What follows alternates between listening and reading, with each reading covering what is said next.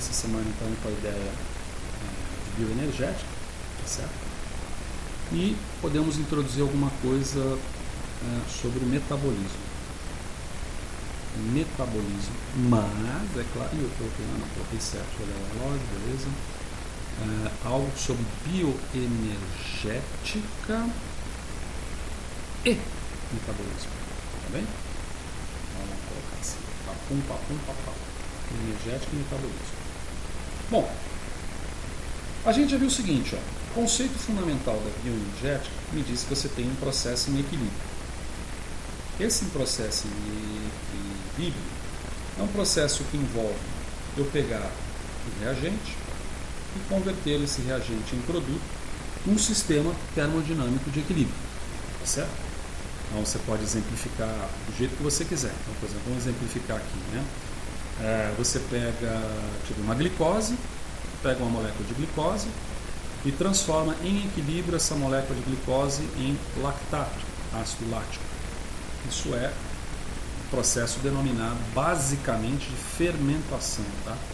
É a fermentação biológica, não química. Você pega a glicose e transforma num ácido carboxílico. Ao fazer isso, você torce essa molécula de glicose e produz uma determinada quantidade de energia. Como que eu meço essa quantidade de energia, né? Então isso aqui está relacionado a uma energia. E interessa muito saber, vamos dizer assim, o quantitativo dessa energia, certo? E assim, como que eu faço, qual que é a medida dessa energia? Bom, sabemos algumas coisas, eu vou abreviar bastante agora, para a gente não ficar numa dedução, no formalismo, até porque algumas equações, por exemplo, a equação fundamental da termodinâmica, a gente teria uns 3 pranchas dessa daqui para fazer a dedução dela. Aqui não é tão complexa, ela é só um pouco demorada.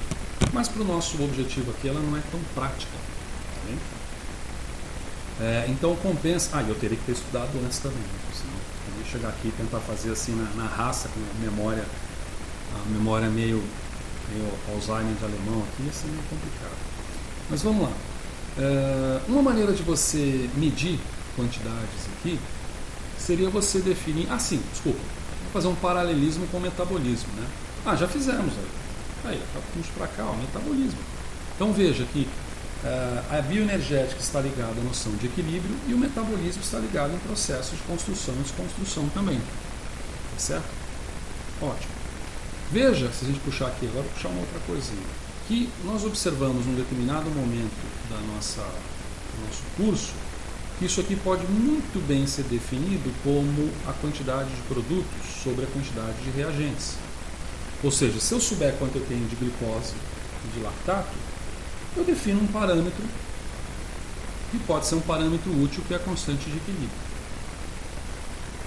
Abreviando muito bem, abreviadamente, essa constante de equilíbrio está relacionada com um processo, com uma quantidade de energia, pode parecer uma coisa, com uma quantidade de energia chamada de variação de energia de Gibbs. Tá? Então esse G, muitos de vocês sabem, poucos não, é chamada energia de Gibbs. Nessa energia de Gibbs está disponível, interessante, depois eu vou tentar uma mídiazinha rápida. Essa energia de Gibbs aqui, ela pode ser definida nesse processo, se for um processo espontâneo, como tendo esse tipo de relação matemática. Tá? Como eu disse, não cabe definição para nós, pelo menos não hoje. Então, se eu souber a constante de equilíbrio, eu calculo a variação de energia que está associada a esse processo. Certo? Há outras formas de eu calcular. Também, se eu, por exemplo, souber a quantidade pura da energia de Gibbs do reagente, pura da energia de Gibbs dos produtos, como naquele diagrama que eu representei antes. Se eu souber essas quantidades puras, eu também vou ter um ΔG. Né? Se eu souber G de reagente e G de produto, a variação deles vai ser, obviamente, o ΔG. Mas existem outras definições. Tá? Outras definições envolvem, por exemplo, que essa energia chamada ΔG, ela pode ser relacionada a outras quantidades termodinâmicas, que são essas daqui, explicitadas. Certo? Na qual, bem Esse aqui é logaritmo natural.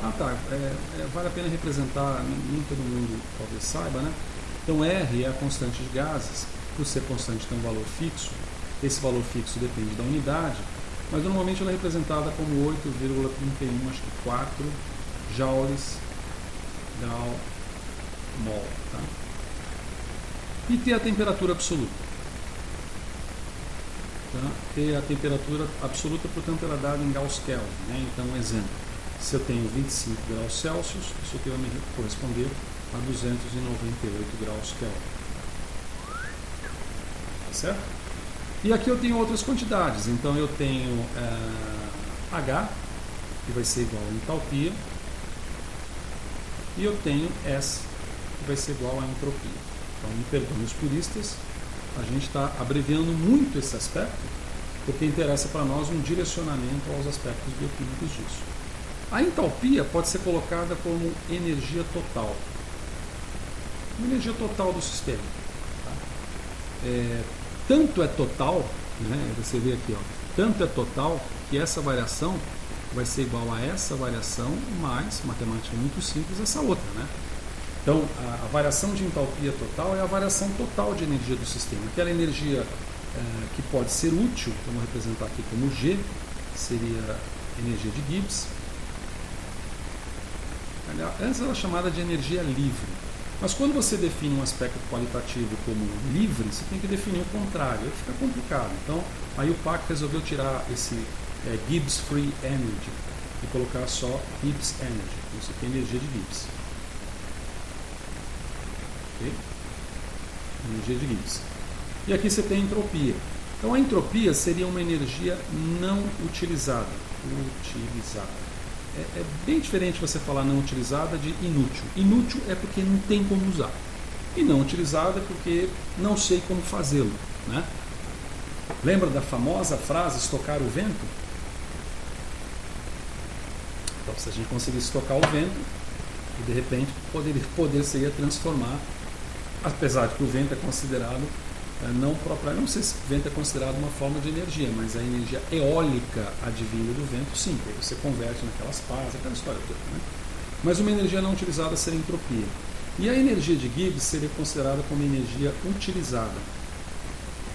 Isso significa que em todo processo, principalmente nos processos biológicos, essas energias, elas utilizadas, não utilizadas, ou energia útil, elas se intercambiam.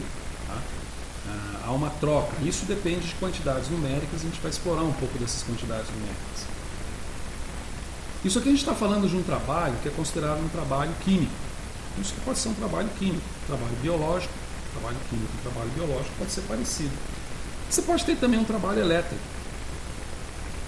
Tá? Então isso aqui a gente está representando por W, insistir com W. Você pode ter um trabalho elétrico, e nesse trabalho elétrico, também sem fazer dedução, a gente tem que essa variação de energia pode ser colocada como sendo menos NEF. É uma outra expressão. E eu diria que essas expressões são as expressões mais... Tem mais do que essa, mas essas expressões são mais clássicas. Tá? Nesse sentido, esse N vai ser igual ao número de elétrons, já que tratasse de um trabalho elétrico, né? Você tem um número de elétrons para uma determinada reação bioquímica qualquer. É um potencial elétrico. Potencial elétrico, quando você pega a lei de Ohm, primeira lei de Ohm fala que volt é igual ao produto de corrente pela resistência. Então, o potencial elétrico é medido em volt, a corrente é medida em ampere. Isso aqui é medido em volts, número de elétrons, obviamente. E F é a chamada constante de Faraday, que assim como você tem uma constante de gases, você tem um número fixo, o que importa é isso. Esse número fixo é da ordem de 96.485 coulombs, que é uma unidade de carga, um mol. Tá? Tem algumas formas de representação disso. Então essa é uma forma de você representar. Tá? Então veja que eu tenho uma equaçãozinha aqui, ó, que eu posso calcular a energia de um processo biológico, metabólico. Eu tenho essa outra aqui, que eu também posso utilizar.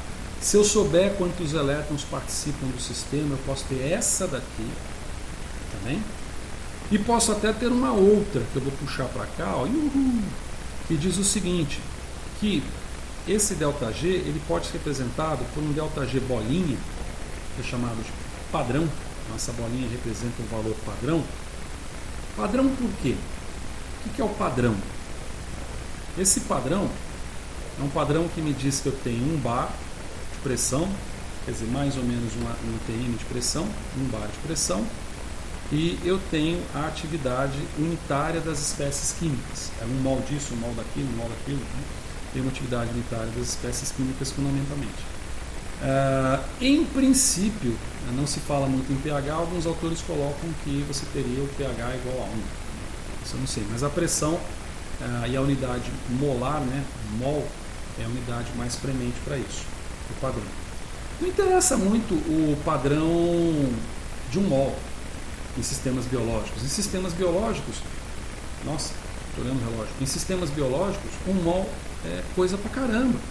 Para você ter uma ideia, o que você produz de ácido no seu estômago pode dar mais ou menos 1 mol por dia. Na verdade, é um frasco de vidro de HCl por dia.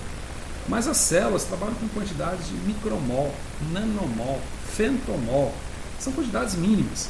E o pH, além disso, a pressão atmosférica tudo bem, pode ser a mesma, mas o pH 1, pH é absurdo, o pH é 7. Então, normalmente se representa um símbolozinho que é um apóstrofe, tá? E esse apóstrofe aqui, ele indica que tratasse de um padrão biológico. Você tem um padrão biológico. O padrão biológico, praticamente, resumidamente, ele infere pH 7. Ainda que os organismos estejam em pH... fala? Agora me perdi. Os organismos estejam em pH 7.4, alguma coisa assim, tá certo? Isso aqui se soma com RT, Ln, a constante. Agora já não é propriamente uma constante de equilíbrio que a gente trata, mas sim um coeficiente, um quociente, um Q. Então esse Q aqui passa a ser um quociente. Tá? Vou colocar aqui Q nada mais é do que a razão de produtos por reagente. Mas é a razão de produtos de reagente que não obedece um padrão. Porque o padrão está colocado aqui, ó, ΔG 0 bolinha. Se alguém teve que definir essa relação produto-reagente, foi aqui. O que não? O que é simplesmente uma quantidade. Então, se eu dou para você, olha, a quantidade da glicose formada foi tanto, a quantidade do ácido lático foi tanto, a partir de tanto de glicose pelo metabolismo, se eu te der isso, e te der a temperatura, e te der um valor tabelado desse ΔG, você vai sacar qual que é o valor experimental daquela variação de energia. E aí, para fechar, a gente tem, então, esse aqui vai ser 1, 2, 3, aqui é 4, né? Passando 4. Para fechar, para que importa esse ΔG para a gente do ponto de vista biológico? ΔG do ponto de vista biológico tem o mesmo significado do ponto de vista químico. Tá? Quando ele for maior do que zero, a reação não é espontânea. Não quer dizer que ela não exista. Ela não é espontânea, ela precisa de energia para poder existir. A gente terá a oportunidade de vários exemplos nos quais você precisa injetar energia no sistema na forma de ATP para que uma reação que não existia antes, porque ela não é espontânea, passe a se tornar espontânea. Se ele for igual a zero, a gente diz que o sistema está em equilíbrio. Tá? A gente diz então que o sistema está em equilíbrio. E se ela for igual a... Aliás, se a gente for representar aqui muito mais bonitinho aqui, ó, a gente vai ver que esse ΔGzinho aqui é um zero, tá? Esse ΔGzinho aqui é um zero, esse ΔGzinho aqui é um zero. Esse aqui não, mas esse aqui é um padrão, né? Porque trata de constante de equilíbrio, então ele tem que ser um zero aqui, se for biológico, então é um zero em linha, beleza? Esse aqui também é um zero em linha. E esse aqui vai depender das quantidades experimentais ΔH e ΔS do sistema, que pode ser um zero, zero linha ou não. Mas você pode ser menor do que zero, e aí você diz que o sistema, a reação é espontânea. E aqui que é fundamentalmente importante. Processos biológicos são processos de natureza espontânea, ou são processos que se tornaram espontâneos pela natureza das coisas. Tá? Porque houve injeção de energia no sistema. Caso contrário, o processo não acontece.